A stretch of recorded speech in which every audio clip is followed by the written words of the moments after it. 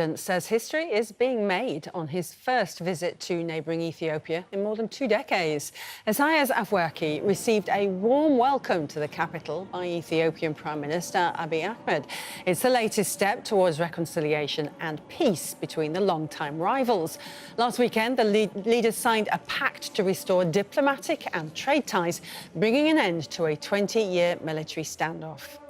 Well, Eritrea split from Ethiopia in 1993 after a long battle for independence, but they fought another brutal border war just 5 years later. It began in 1998 near the frontier town of Badme, a disputed area under Ethiopia's control. Around 70,000 people were killed and tens of thousands displaced. Fighting along the 1,000-kilometre border only ended in December 2000 with the signing of the Algiers Agreement. A border commission was set up as part of that peace deal.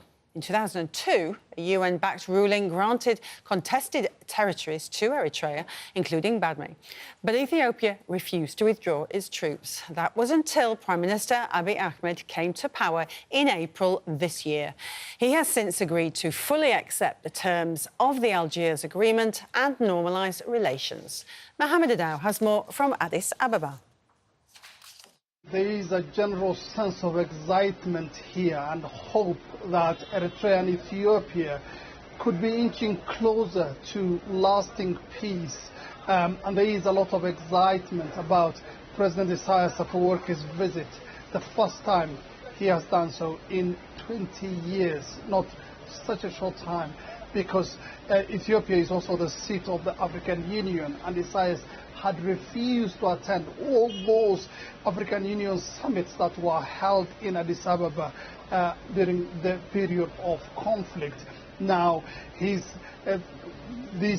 excitement and hope partly explains the jubilant mood with which he was welcomed at the airport.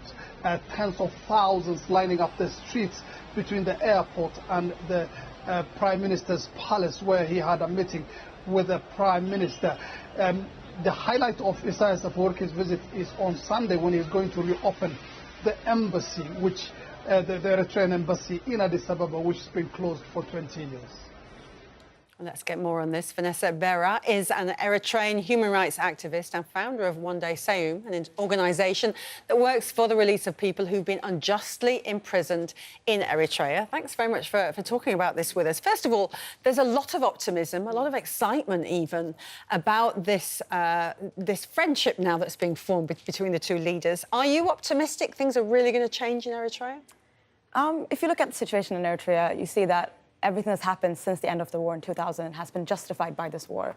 The unjust imprisonment of several journalists, politicians, dissident voices, the creation of the National Service Program that lasts indefinitely, the fact that the constitution hasn't been implemented has all been done in the name of this war. So the fact that the war now is over is, of course, good news, because that means that the excuse that the Eritrean government has used for the repression is gone. But that does not necessarily mean that the oppression will end. You touch on journalists there, and understand your uncle has been locked up for quite some time. Just tell me a little bit about why he was locked up. So the first elections in Eritrea were supposed to happen in 2001, and there was a general discourse in the Eritrean community that discussing why is nothing happening about this election. There were no preparations being made. There were more and more oppressive politics being implemented, and several people who were criticizing the government were eventually imprisoned. My uncle was one of them. He was 1 out of 10 journalists. But there was also a group of politicians from within the government that have been internally and then eventually externally criticizing the government and the president. And they were all eventually imprisoned a week after 9/11, when the entire world was watching 9/11 in New York. The Eritrean government decided to turn the country into a dictatorship. And that was the circumstances of my uncle's arrest and the creation of the Eritrean dictatorship. Do you now think, or do you have confidence that the government will recognise that people like your uncle, human rights activists, even opposition politicians, should be now released? If you look at what's happened with the peace deal, there hasn't been a single mention of the human rights abuses that have been happening in the name of this war. Even Dr. Abiy's comments and remarks about Isaias Afwerki has been very romanticizing.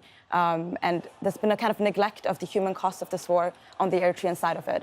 The Eritrean people have been suffering immensely for the past 17 years in the name of a war that has not been proportionate to the effects that they have been having on the people.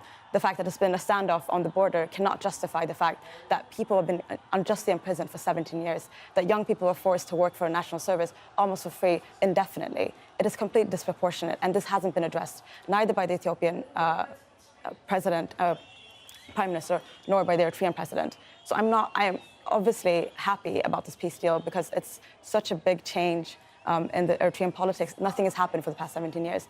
But I'm not optimistic because no one has even addressed these very, very crucial issues. If you could say something to both leaders at the moment, if they were sort of watching right now, what was it the priority should be now for them as they establish this friendship and hopefully an end to hostilities for a long time?